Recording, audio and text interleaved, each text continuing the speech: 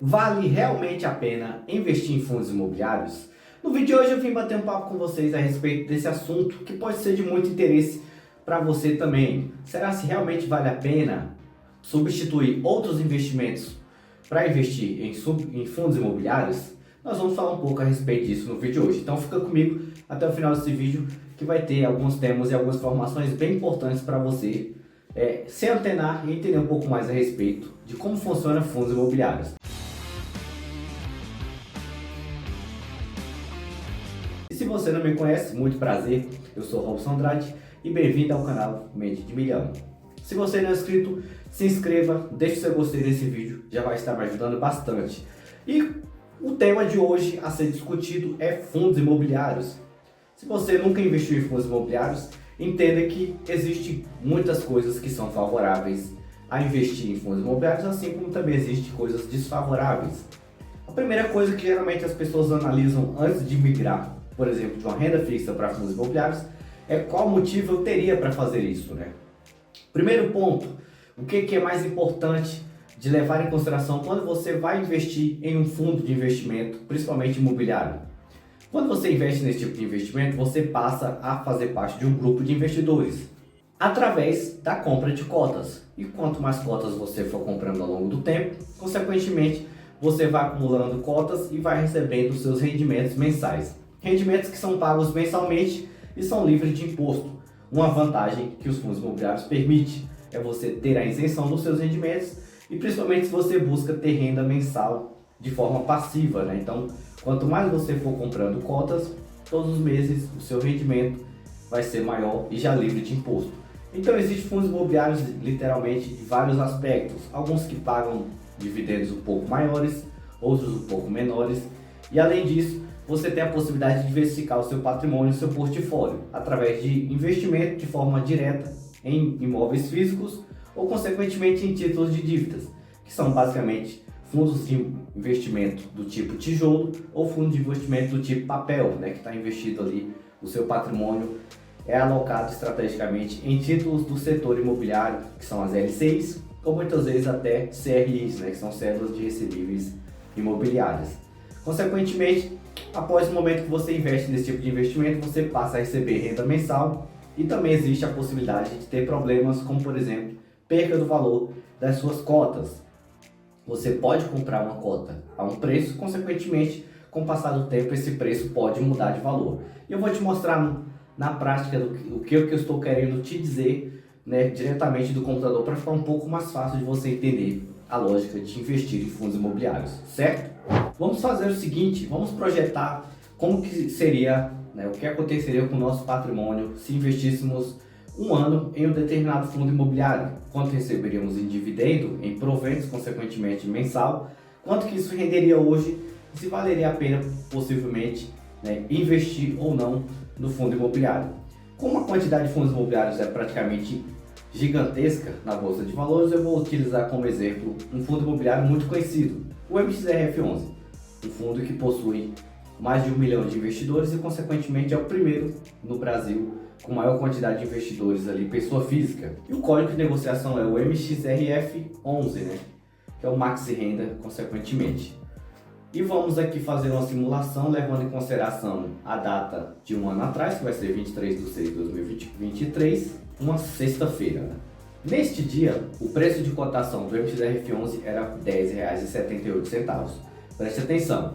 Lá na data, há um ano atrás, o preço de cotação do MXRF11 era de R$ 10,78. Supondo, né, que investíssemos aqui em média uns R$ 300 todos os meses neste fundo imobiliário, podemos concluir hoje, seria basicamente o mesmo que comprar 28 cotas. Há um ano atrás você conseguia comprar 28 cotas com R$ 300 aproximadamente, a esse preço aqui nesta data, 26/3. E aqui, consequentemente, vamos considerar que todos os meses de lá até o mês atual, agora em 2024, teríamos guardado, investido no mesmo fundo imobiliário R$ 300 também, consequentemente, todos os meses, né? E fazemos aqui um cálculo para termos aí mais ou menos uma noção de como que seria o nosso rendimento hoje, quanto que isso traria de retorno, quanto teríamos e qual seria a nossa carteira atualizada, qual seria o nosso saldo atual. Temos aqui um pequeno mapa gráfico mostrando três cenários diferentes, né? Um, por exemplo, levando em consideração só as valorizações das cotas, né, que é o que eu falei, você pode comprar um preço e ela pode tanto variar para cima quanto para baixo. Levando em consideração que você não reinvestiu os seus dividendos, que é o que você recebeu mensalmente, e aqui levando em consideração o terceiro cenário, reinvestindo os seus dividendos. Chega um determinado momento que o rendimento que você recebe mensalmente consegue comprar uma cota. Por exemplo, em um determinado momento aqui, você vai receber um valor de renda mensal que é possível comprar mais uma cota somente desse rendimento, sem precisar você desembolsar, por exemplo, R$ 10,78. É basicamente isso que é usar a estratégia dos juros compostos nos fundos imobiliários. Aqui embaixo temos algumas informações também interessantes a respeito, né? Por exemplo, a quantidade de investimento que teríamos feito, por exemplo, o aporte, durante esses 12 meses teríamos guardado aproximadamente R$ 3.600. O patrimônio atual seria de R$ 3.975 e, consequentemente, os dividendos que nós teríamos recebido aqui até o momento seria de R$ 235,31. Temos algumas outras informações, por exemplo, no começo compraríamos apenas 28 cotas e até o momento nós teríamos comprado aqui aproximadamente, né, de forma direta, não tem como comprar fração de uma cota, tem que ser uma cota inteira, teríamos comprado 390 cotas. Com essa quantidade de cotas, levando em consideração o rendimento que em média foi de 10 centavos nos últimos 12 meses, pago mensalmente, né? Cada mês, cada cota é o equivalente a 10 centavos, poderíamos fazer uma conta. Pegamos aqui os 10 centavos, que é o pago por cota, e multiplicamos pela quantidade de cotas que são 390 adquiridas. Daria algo próximo aqui de R$ 39,00 em média por mês, né? Seria o nosso rendimento mensal. Hoje, com a situação, com esse tipo de cenário, com esse valor de aporte de R$ 3.600, receberíamos aproximadamente R$ 39,00 mensais em rendimento passivo, já livre de imposto. É o que vai render mais ou menos. E também, consequentemente, em relação ao valor investido, poderíamos também fazer uma conta e descobrirmos quanto que seria isso em relação ao nosso patrimônio, né? Qual seria a rentabilidade deste investimento? Seria que algo próximo a 0,8% ao mês, acima de 1%, o que é bom, né? Se você tem uma rentabilidade de 1% ao mês, consequentemente não é uma rentabilidade ruim. Outra coisa, a questão da variação das cotas. Por exemplo, o preço lá um ano atrás era de R$ 10,78. Hoje, o preço médio de cotação do MXRF11 é de R$ 10,19. Então você teria perdido aproximadamente 5,4% em relação ao preço que você teria comprado lá no começo. Durante os meses aí o preço vai oscilando, em algum momento você compra mais caro, outro momento mais barato. Se considerando o preço lá do início, teríamos perdido algo próximo de 5% em questão do preço, de R$ 10,78 para R$ 10,19, hoje ele está muito mais barato. Consequentemente, tendo uma média de rendimento acima de 1% ainda até o momento. E nos últimos 12 meses ele sempre pagou acima de 1%. E existe, claro, a questão da valorização ou da desvalorização também.